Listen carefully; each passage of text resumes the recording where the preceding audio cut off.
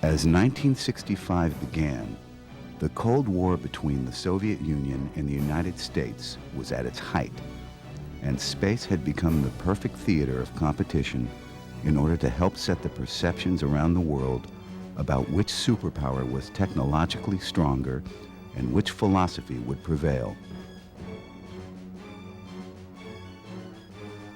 The race to the moon was to be the ultimate challenge for both of these superpowers. The Soviet space program was so far ahead of the Americans in the race to the moon at that time that few people even hoped that the first footprints on the moon would belong to an American. That was all about to change. Project Gemini, the second in a three-part program to ultimately land an American on the moon, was about to begin and turn the tables on the Soviet Union.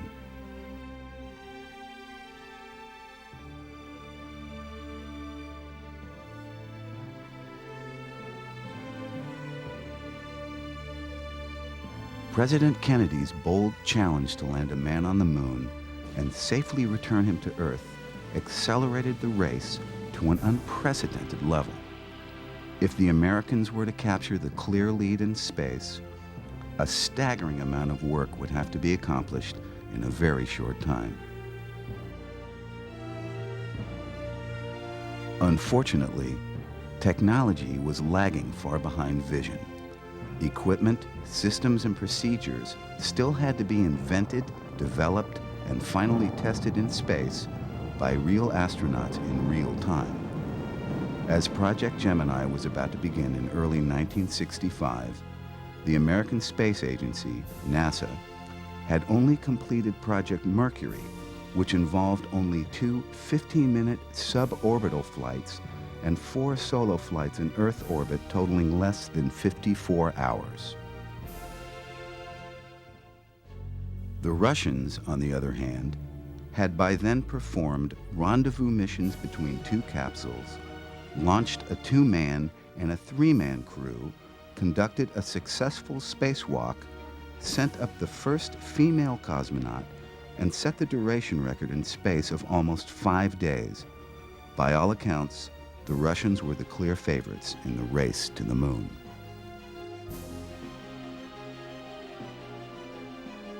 The Soviet threat, if you will, in the Cold War provided an enormous motivation for those of us that were in the NASA program. Personally, I looked upon this as just another battle in the Cold War. My friends were fighting in Vietnam. I happened to be fighting a more peaceful war in space. And there was an enormous motivation on the parts of everybody to overcome the leadership that the Soviets had demonstrated in space and to get to the moon first. As we began to think about the challenge of going to the moon with Apollo, and as we began to examine the relatively simple experience and hardware that we had engaged and used in the Mercury program, we realized that there was a major gap in terms of our capability and our ability to deal with all the operational questions that would have to be addressed in order to successfully land on the moon and come back. You got to remember, Mercury was not a maneuverable vehicle. It could go up and come down, and that's all. It had no maneuvering capability. So that was the first thing we wanted to do, was maneuver. The second thing we wanted to do was, could it go find somebody up there? Could it go do a job up there? Could it go rendezvous with something? Could it go dock with something? Could you attach a rocket to it and go to someplace else? Those were all the things we were thinking about when we came to Gemini. There were 4 major objectives of the Gemini program: computer-controlled reentry to improve guidance that would contribute to return from the moon guidance. That was one objective. Rendezvous of spacecraft was another objective, so that we could do lunar orbit rendezvous to come back from the moon. That was a major objective. long-duration flight so that we could assure that the human could exist comfortably or at least survive up to 2 weeks, which was the longest possible lunar mission that we might have. That was another objective.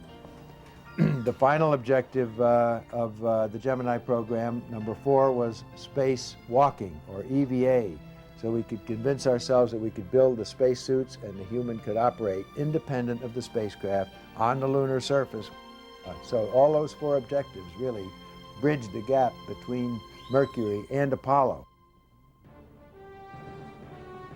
After 2 unmanned test flights, the first piloted Gemini capsule, Gemini 3, was finally launched on March 23, 1965, for a 3-orbit flight around the Earth. America was back in the space race to the moon.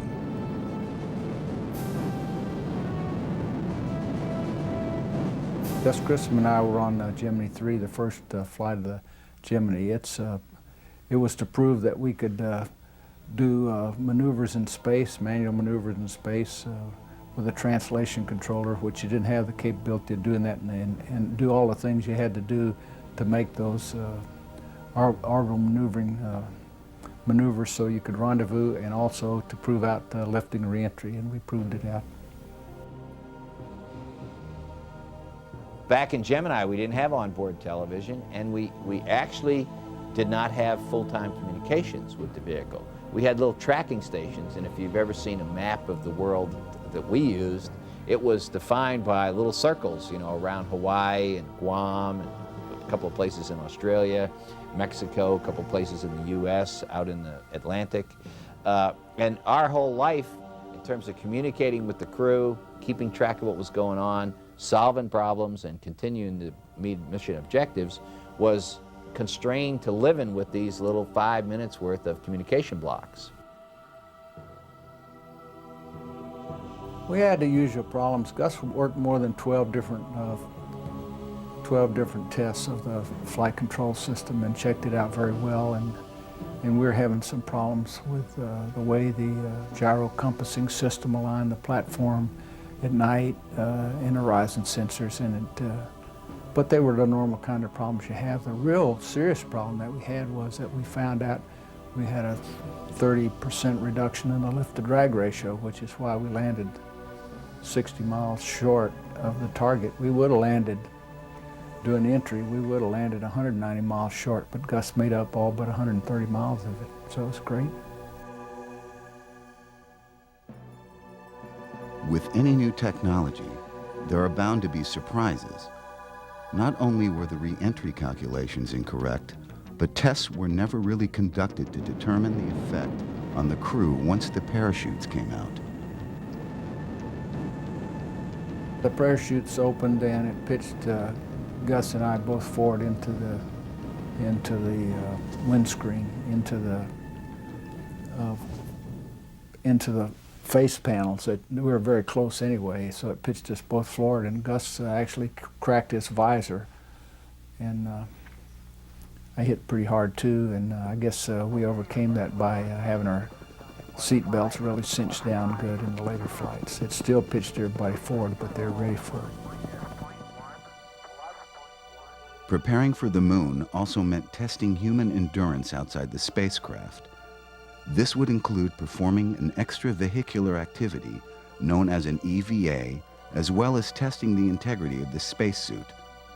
Successful completion of these activities were to be the main goals of Gemini 4. Myself and Larry Bell and several other crew members came in, and we developed what we called Plan X. Plan X was Alan Shepard was one of the principal crewmen in this.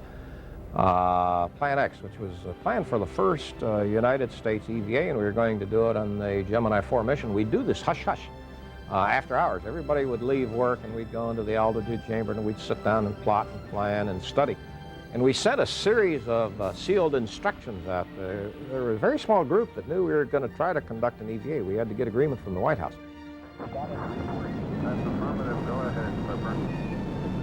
Gemini 4 was launched on June 3rd with astronauts Ed White and James McDivitt. and the highlight came when White floated into space and performed the first American spacewalk. When we started on the front end, EVA looks very easy because it's a free-floating kind of a thing. There aren't any real difficult, things are relatively light because they're in this zero-gravity environment. Crew members can move things around, and we thought nothing of just having people go outside and kind of wander around and do whatever they had to do and get back in the spacecraft. Thought, what do you say to 194 million people when you're looking down at them from space? And this flashed through my head as I got out. I had thought about it before. They had cautioned me. He said, you're going to be on live radio and live TV. And I honestly couldn't think of what I really should say. And the solution became very obvious to me as I stepped out. I said, they don't want me to talk to them from up here. They want to hear what we're doing up here while we're actually going through the missions.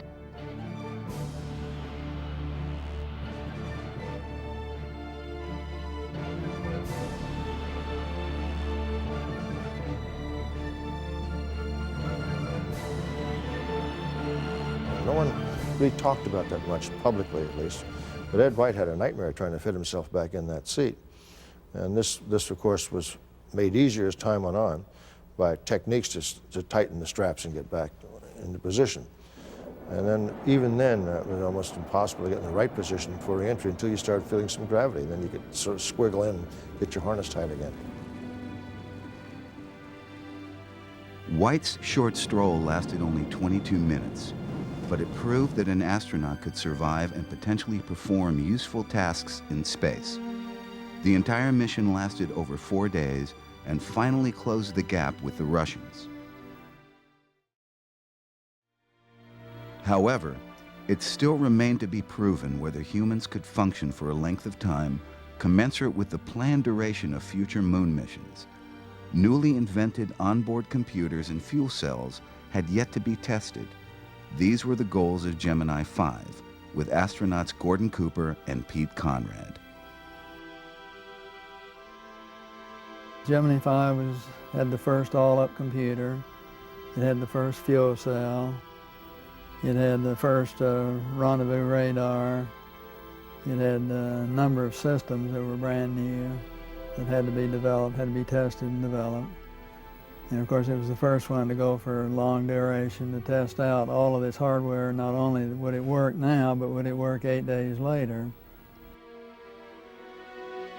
Gemini 5 was the longest manned spaceflight at the time. Its duration of 8 days was calculated to match a flight to the moon and back. Very early in the flight, we had a bad pressure drop in our oxygen system going to the fuel cell, and we had to do a complete power down in order to fall back and regroup and decide whether we were going to have to abort the mission or whether we could nurse everything back online and get it to working. And fortunately, we managed to get everything finally back online. The thrusters would clog up, and we would lose thrusters in this axis or that axis, and we'd have to create workarounds in order to use them. So we had, especially during the flights, a tremendous opportunity, now that I can think of it as that way rather than the other, to deal with things that didn't work out as we had planned in terms of hardware, and how are we going to work around it, how are we going to continue to achieve the mission objectives while we were fumbling with these flooding fuel cells, choking fuel cells, and poor propulsion systems where the thrusters were, sometimes several of them, maybe half of them, would not be operating by the time we got to the end of the flight. The malfunctioning fuel cell caused a number of scientific experiments to be canceled. As a result, the astronauts experienced a great deal of downtime. The Gemini 5, I worried about the retro rockets firing. I worried about them for 8 days, and the longer it got, I said I figured if they didn't fire, I'd slit my wrists, because I wanted to get out of there in the worst way. Pete and I were determined we were going to keep our computer. We had the first really all-up computer. We were going to make sure that computer didn't get blitzed at all during the flight, so we'd keep the computer off, verify that we had the right ground load coming up and everything. So we wanted to shoot the first computer-controlled re-entry. And we figured we were going to hit it right on the bazoom there. The Gemini computer, of course, looking back on it, was an absolute, it was really archaic compared to what we use today. I mean, it's really archaic. We had a re-entry computer problem. We reloaded it with the wrong parameters, and therefore it flew the wrong profile, and we significantly missed the area totally together. When we fired retro and started re-entry, I was following the needles and realized we were going in very steeply, much steeper than the nominal that we'd done many, many times in the simulator. I said something is wrong, so I rolled up to where I had maximum lift, and if I hadn't, we'd have been off by 200 miles probably. And what happens is that the ground had made an error in their mathematics. They had us way off on the re-entry calculations, and it was just due to ground calculation error.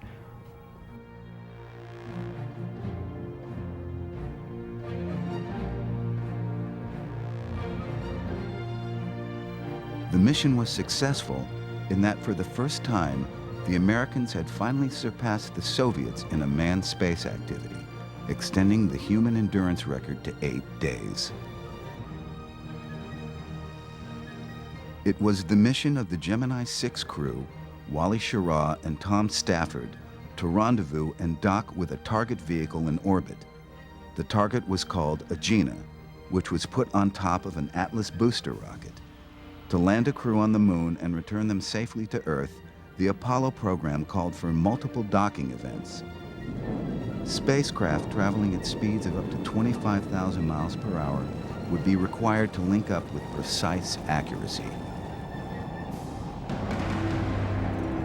For Apollo 6, we were all just fired up, and we launched the Agena, and the Agena flew up. We couldn't launch the Gemini. And I was 21 years old, and it was sort of a sobering event for me. I was 21 years old, and I thought, these things surely you have to work. And the next thing I know, the Agena is blown up, and then that made me think, that you need to take this business really seriously because other things can happen. This happened to be an unmanned vehicle, but still in all, a lot of people worked really hard to make it work, and it didn't work. Jim Lovell and I were at the launch at Cape Kennedy for the Agena that was to be the target for Gemini 6. And of course the Agena blew up, and before we left the blockhouse, Chris Kraft and John Yardley and Walter Burke were starting to draw things on the back of an envelope of how they could change the mission and use us for the target vehicle for Gemini 6. We could launch Gemini 7 and recycle a launch pad. We could launch now Gemini 6 on reverse frequency or reverse timing to do a rendezvous with Gemini 7 as the target vehicle. And we said, wow, that's a great idea, because if we didn't do a mission such as that, it'd be the end of our whole Gemini 6, just scrub it, forget it. And then do a rendezvous possibly with an Agena on Gemini 8, the next flight schedule after 7. Since there was only one launching pad for the Gemini spacecraft, NASA took on the enormous task of having to arrange for the removal of the Gemini 6 rocket, replacing it with the Gemini 7 rocket, preparing for the Gemini 7 launch, and then recycling the launch pad for the Gemini 6 launch. Because of the power limitations of the Gemini capsules, NASA had to accomplish all of this in less than a week, that otherwise would have taken at least 2 to 3 weeks. Gemini 7's primary mission was to show that you could survive for 14 days in a zero-G environment. And the grueling part of the mission was not simply in flight. For 2 weeks, I think it was 2 weeks, before the flight, we had to do a complete analysis of all of our intake and excrement, and we had all kinds of, the doctors were poking needles in at every opportunity. I even launched with EEG needles in my head, so it was well, it was a difficult situation, but that was the job.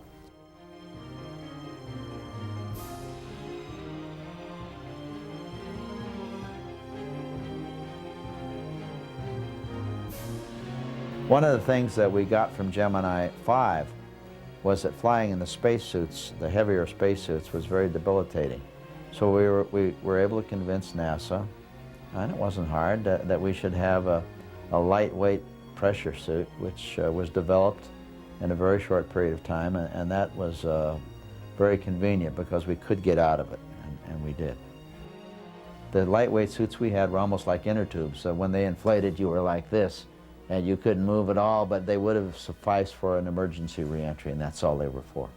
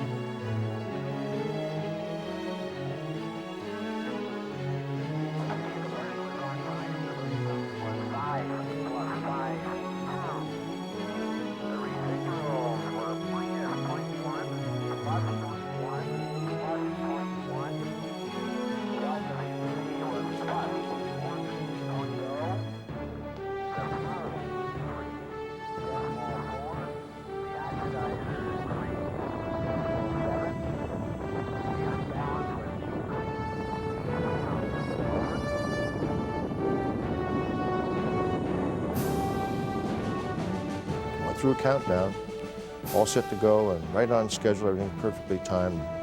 Bang, the engine started. Didn't keep running. The electronic signal said liftoff. The clocks started. Mission control, launch control, all said liftoff. Old Watashi sitting there said that was not a liftoff. And it was the experience I'd had by having flown on Mercury, on Atlas before. I was sensitized to the noises that I was hearing, and I immediately knew the engines had come up to speed and then gone right back down again. In lieu of shutting down, the thought might be you lift it off and you're about ready to crash back on the launch pad, which would make a rather loud noise. And our alternative there was to eject or pull the D-ring between our legs, much like a fighter pilot would in a fighter aircraft, and eject both of us out simultaneously and come down in parachute. Very much the end of Gemini 6 if that happened. As it turned out, a sensor plug came loose on ignition, causing the rocket to shut down just as it was firing up. Fortunately, the rocket did not lift off the pad. NASA regrouped, and another restart 3 days later sent Gemini 6 successfully off in pursuit of Gemini 7. We really were a passive part of that thing. We were the target vehicle for Gemini 6.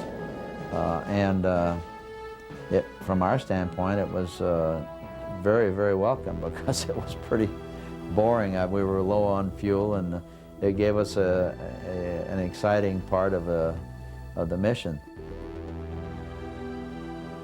A lot of the flight controllers, including Chris Kraft and Glenn Money, didn't think we could fly formation at night. I said, hey, it's a piece of cake. We had no problem flying formation. And now, today, you see a shuttle docked with mirror, and then they're talking about little teeny tiny decimals of motion with a big vehicle.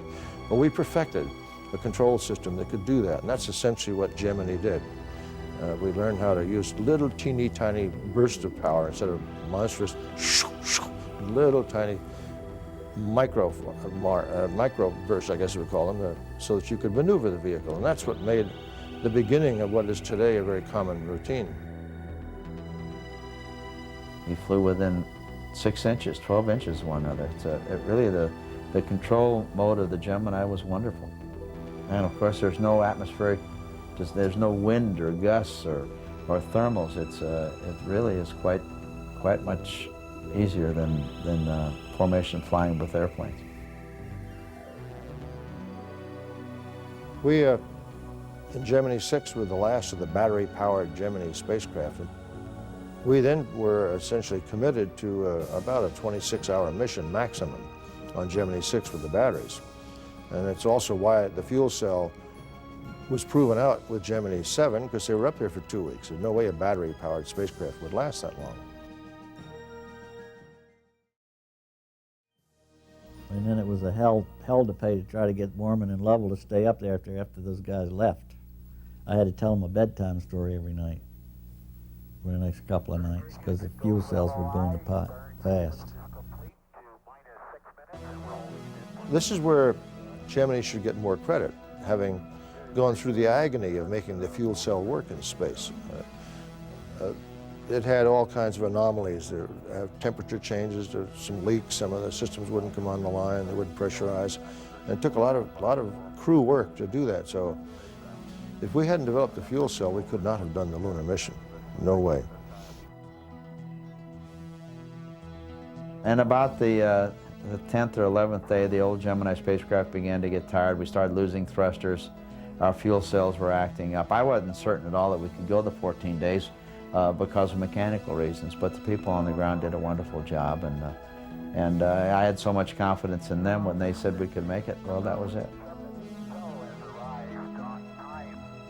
If you sat in a Gemini spacecraft, it would be the equivalent of sitting in the front seat of a Volkswagen with some more stuff in the front seat than a Volkswagen had, especially in the middle. So it's an extremely constrained environment. And God bless those two guys. They spent 2 weeks up there living and working and flying in an environment that's no bigger than that.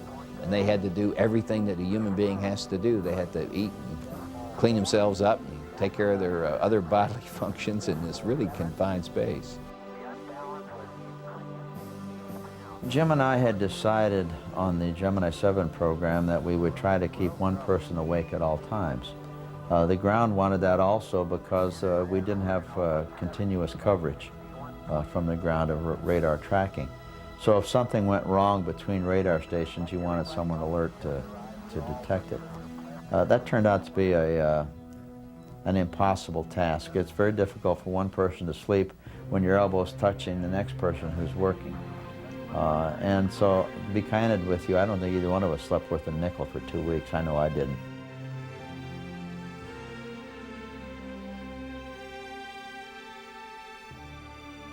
Having accomplished a long-duration mission and a rendezvous flight, a docking with a target vehicle was planned for Gemini 8. Astronauts Neil Armstrong and David Scott would crew the mission. Both Gemini 8 and the Atlas Agena target vehicle were launched on March 16, 1966.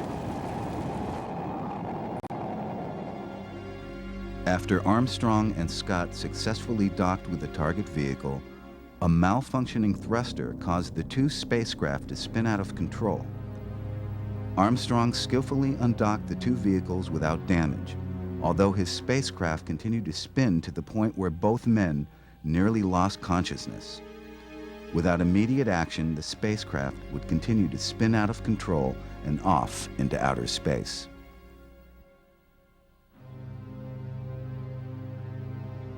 He had to turn the system off, and now he's sitting there spinning like hell to the point where he's going to lose consciousness if he doesn't do something, because you begin to lose consciousness at those kind of rates. So then he said, I've got all the attitude control system off. Now how am I going to cure it? How am I going to stop it? I got to turn on my entry control system, right? So he breaks the seal on the entry control system, stops the motion, stabilizes it, but now we've broken our mission rule, which says if you ever break the attitude control system on the reentry package, you got to come down ASAP. But that was a harrowing experience because we basically had to use the entry rocket system to be able to control and stabilize the thing on orbit. and we wound up landing in a contingency landing area. That was a harrowing experience I remember from Apollo, from Gemini 8. It turned out that they did that right at the middle of Batman, and ABC or whoever had Batman on interrupted the Batman story to talk about Neil and Dave making this re-entry, and all the people got very torqued off that they had interrupted Batman to tell them that these guys had to splash down in the middle of the Pacific and float around for a couple hours till the destroyer could come pick them up.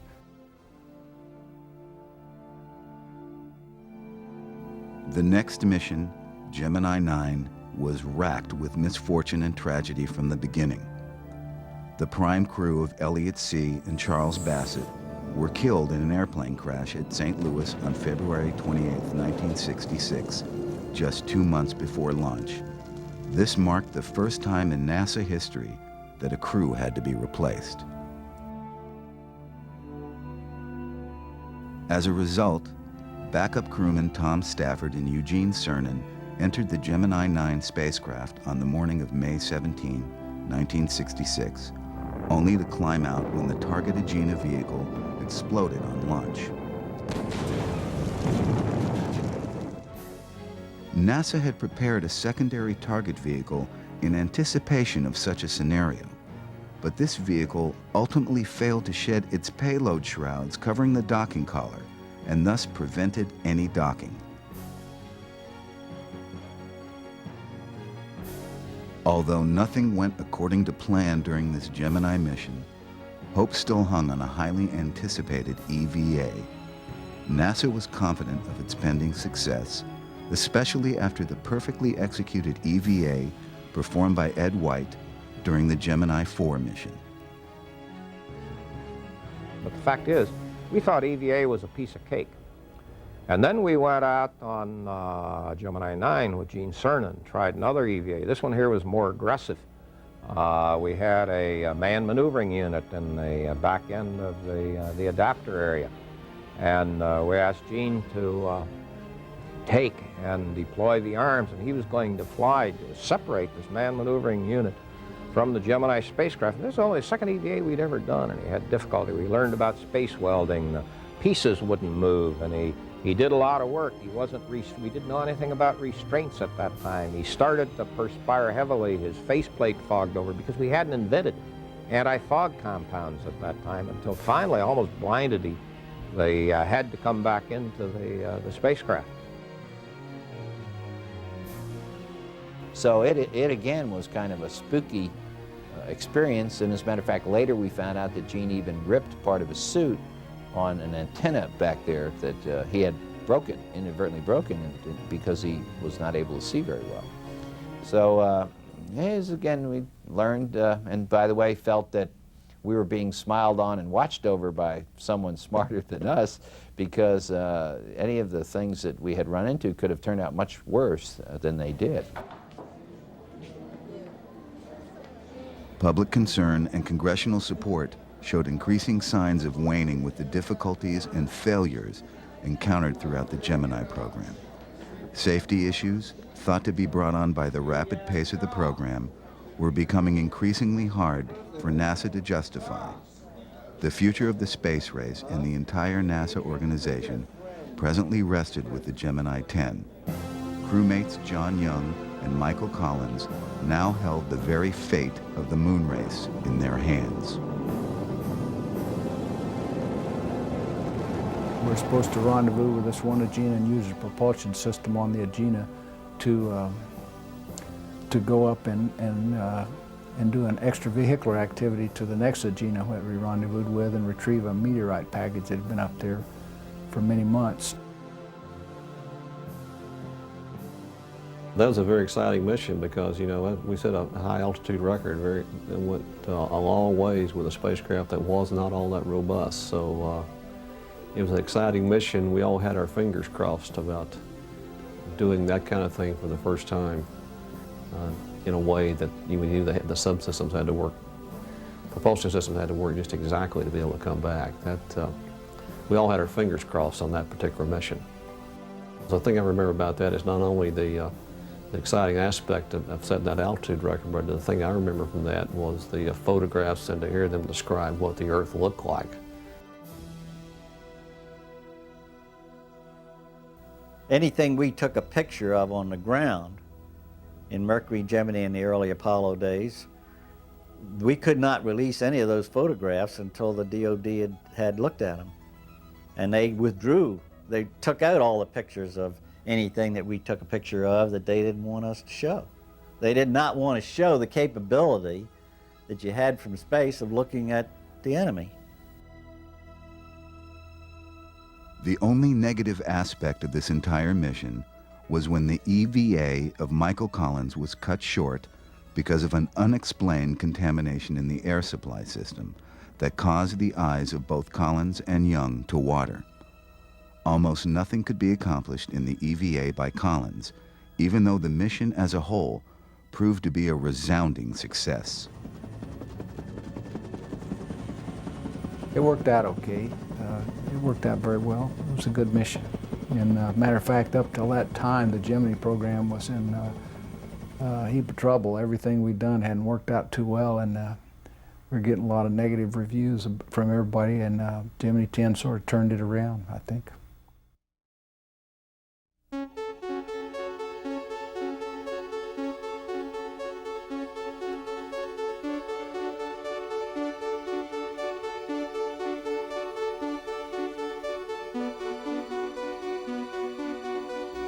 Gemini 11, with its crew, Pete Conrad and Dick Gordon, lifted off on September 12, 1966, just 97 minutes after their Agena target rocket was launched into orbit.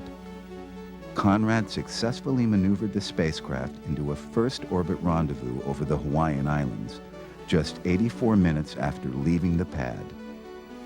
10 minutes later, he docked with Agena over the state of Texas.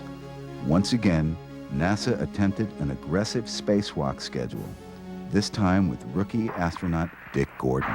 Houston, roger. Shoot the voice recorders on. Recorders on now. We're 50 seconds into the evening. Dick's sitting on the nose breathing. How you doing? I'm breathing hard. Yeah? Well, just relax. We had this, Dick was really a heavy breather, I guess you would say, and he sounded like he was in a sprint the whole time he was out there. He was trying to straddle the front end of the spacecraft, on the nose of the spacecraft, because he was hooking up a tether. Both cameras are running. How you doing? Oh, I'm here. Huh? I'm here, I guess. Sure are. Right up, cowboy. Now, why don't you just sit down and take a rest? After we undocked from the Agena stage, we had a tether hooking the Gemini vehicle and the Agena together, and frankly, in retrospect, we probably didn't know what the hell we were doing. But we had these things, and we were trying to experiment with spinning the combination up so that you could see how well tethers worked and how well you controlled the vehicles and so on. It was Cernan's flight and his flight that made us say, well, look, we don't understand EVA. We don't understand how to work in space. So we better go do what we can on the ground to build some kind of simulator to show us what we can do and can't do, and what tools and what devices and help we've got to give the astronaut in order for him to do the job. And that's what we did between 10 and 12. I began to see that crew members were having difficulty with the floating environment called spacewalking, in controlling the mass and the inertia and trying to establish some friction and some point of leverage. You can't just muscle your body around. It's not a question of brute force at all. It's a question of very, very delicate actions that are done by getting Mother Nature to work with you. And somebody, I don't know who it was, came up with the idea of, hey, let's use this thing called neutral buoyancy training. And Buzz Aldrin came in. He was one of the first crew members to be trained in a neutral buoyancy facility. By the time I came along, it was nice to have the underwater training environment, but with the foot restraints, I think we could have understood and performed in EVA reasonably well.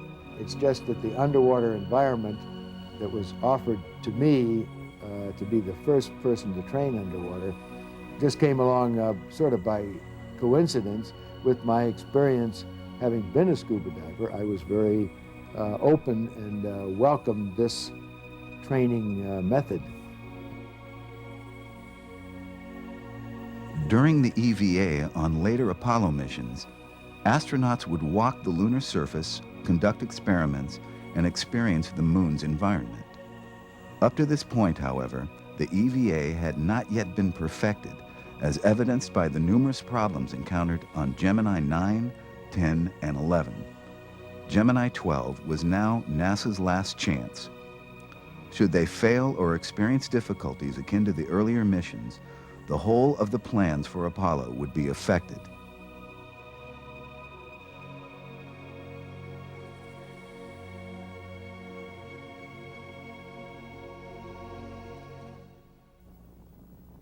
Crewmates Buzz Aldrin and Jim Lovell lifted off on November 11, 1966.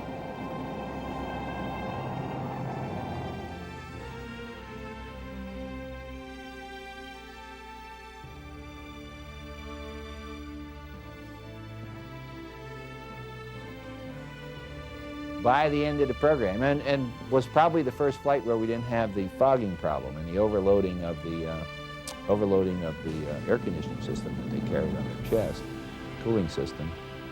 And so it was, we didn't get till the end of the program until the EVA was begun to be understood and we began to learn how to train for it, we began to learn how to execute them, and that was the thing that gave us a lot of confidence for going to the moon on Apollo.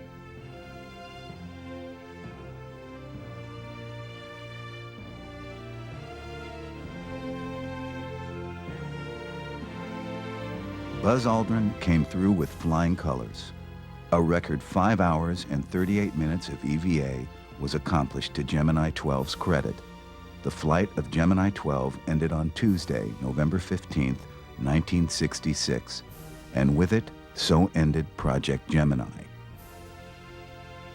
As a result of these 10 Gemini missions over a period of just 20 months, America had logged over 4,000 man-hours in space and gained more knowledge of hardware in the human body in space than through any other project to date in the history of NASA.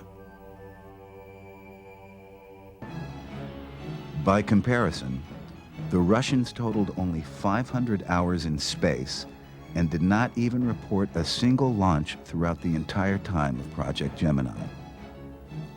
Many historians feel that this sudden lack of progress was a result of Khrushchev's insistence on performing space stunts at the expense of genuine technological progress and engineering development, as well as his replacement's lack of vision in space exploration.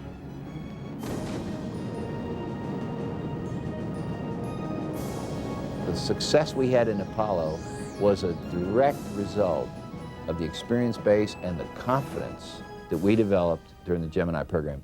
There was no way possible that we could have skipped from 4 little Mercury flights to going to the moon on the second manned Apollo flight. And it was that confidence base that we had in the people who had been through the training ground of Gemini that allowed us to transition to Apollo and get on with the landing as quickly as we did. I mean, it was a gangbusters, can-do, aggressive, somewhat brash group of people that came out of the Gemini experience. If we hadn't have done it, we wouldn't have had the operational experience to go to the moon. And that experience was critical. There are people within the program at NASA that didn't think it was critical, but they don't know anything about how human beings work together and how they have to interact and what experience they have to gain to do things. So I'm not sure the general public needs to know about that either. I mean, But it was important. If we hadn't have done it, we would never have been able to land on the moon in 1969.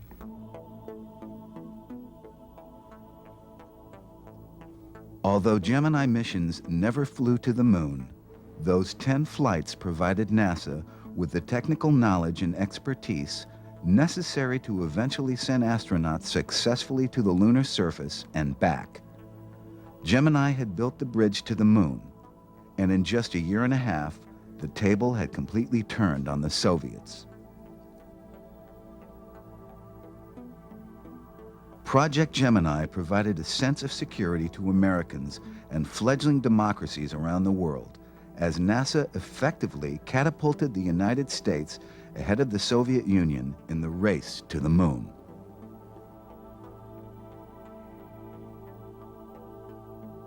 I think that what happened in the space program in the 60s was one of the really great things this country had going for it, and it probably kept it together.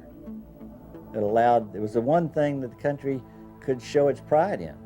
Wasn't very much going on otherwise for that during that time period. I've felt that way very strongly about it. And I think we contributed a great deal to the outlook of the country, and there's no question we contributed tremendously to the technological advantage that the country had in the 70s based on the technology we developed in the 60s. The accomplishments and achievements of Project Gemini were quickly overshadowed by the more glamorous lunar missions of Apollo. With the end of the decade rapidly approaching, NASA had no time to rest. Within 3 years, former Gemini astronauts Neil Armstrong and Buzz Aldrin would be the first human beings to walk on the moon.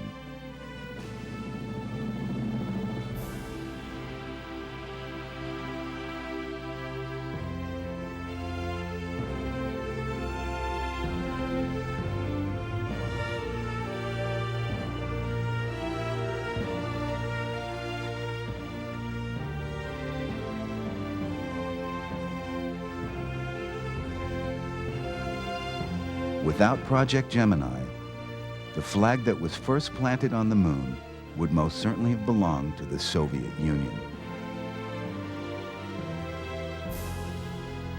Perhaps Gemini's greatest legacy is the space technology that was developed and perfected during the 10 missions, most of which is still in use today on shuttle missions and in the building of the International Space Station. In essence, the entire space station and the future of humanity in space will stand on the shoulders of the astronauts, NASA officials, and engineers that made Project Gemini possible.